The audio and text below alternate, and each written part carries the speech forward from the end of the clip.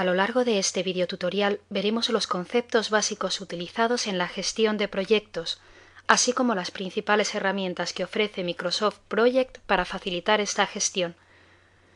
Un proyecto es un esfuerzo que se realizará dentro de un periodo temporal con el objetivo de crear un producto o de ofrecer un servicio. El producto tendrá un alcance que debería definirse antes de comenzar el proyecto, aunque podrá variar a lo largo de la ejecución del proyecto. El alcance será el que marque los trabajos que será necesario realizar para poder dar por finalizado nuestro proyecto.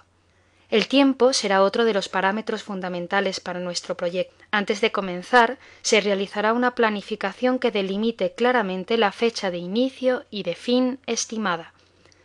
Dentro de este periodo se tendrán que realizar todas las tareas que se han definido en el alcance. Para realizar las tareas del proyecto serán necesarios recursos que las ejecuten. Los recursos serán de dos tipos. Denominaremos recursos de trabajo a los recursos que realizan un trabajo dentro de una tarea. Las personas que participan en un proyecto son el ejemplo más claro de recurso de trabajo. Por otro lado, será normal emplear recursos materiales dentro de los proyectos. Este tipo de recursos se utilizan como material de trabajo. Los ladrillos para construir una casa serían un ejemplo de recurso material. Otro parámetro a gestionar dentro del proyecto será el coste. Cuando se inicia el proyecto, se realizará una valoración del coste de éste, en base a las tareas definidas, su duración y los recursos necesarios para su ejecución. El gestor de proyecto será la persona responsable de definir y supervisar todos estos elementos del proyecto.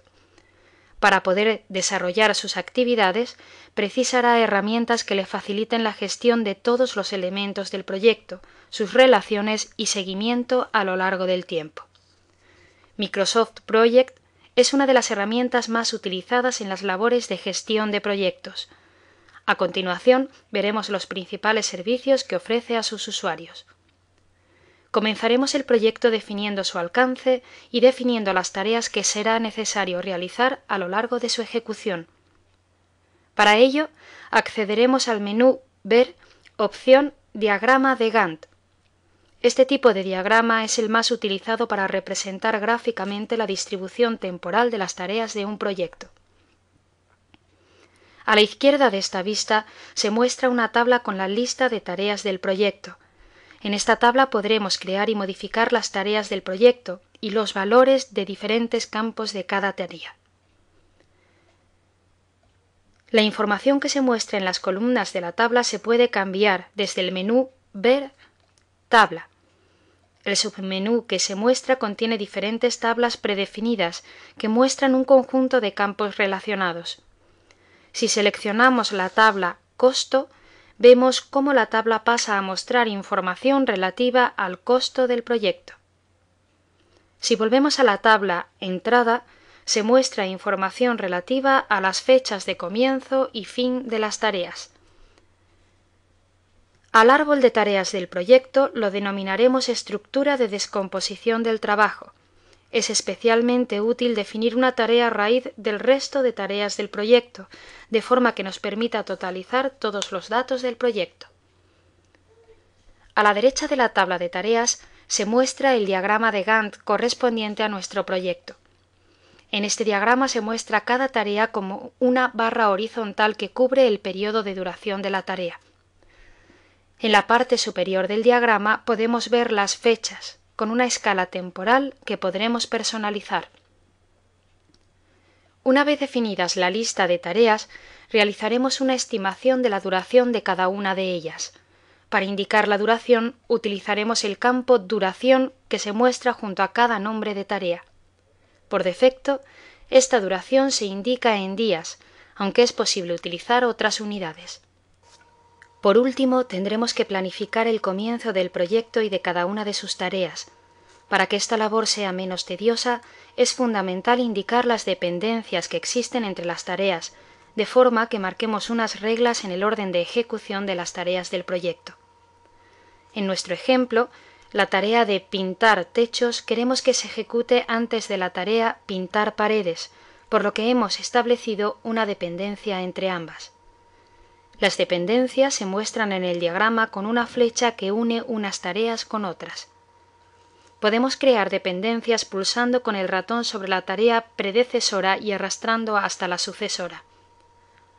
Una vez establecidas las dependencias, solo tendremos que indicar las fechas de inicio de la primera tarea predecesora y Project se encargará de calcular las fechas de inicio del resto de tareas sucesoras. En nuestro ejemplo, si cambiamos la fecha de inicio de la tarea tapar grietas, vemos cómo todas las tareas sucesoras cambian automáticamente de fecha de inicio, para respetar las dependencias que hemos establecido.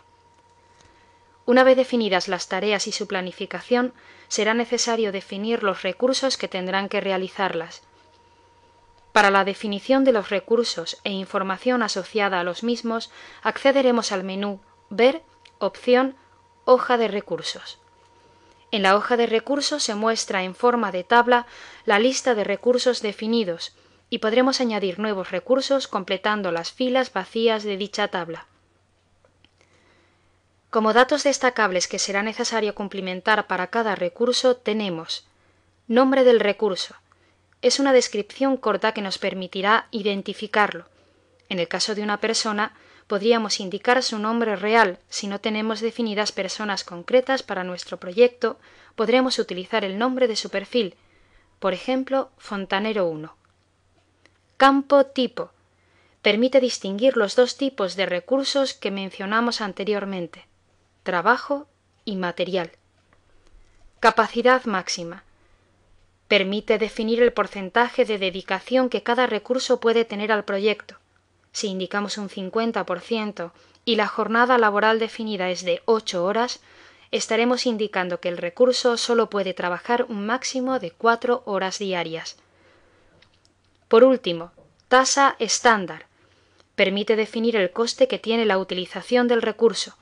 En el caso de un recurso de trabajo, el coste se indica en euros por hora. En el caso de un recurso material, se indica un coste por unidad. Una vez definidos los recursos, tendremos que asociarlos a las tareas definidas en el proyecto, para lo cual volveremos al diagrama de Gantt. Si hacemos doble clic sobre una tarea, se nos muestra una ventana con los detalles de dicha tarea. Entre la información que se muestra está la de los recursos asignados a la ejecución de la tarea. En la tabla que se muestra, vemos el nombre de los recursos asignados, así como el porcentaje de dedicación del recurso a esta tarea. Este porcentaje no podrá superar el porcentaje de dedicación que hemos indicado en la hoja de recursos.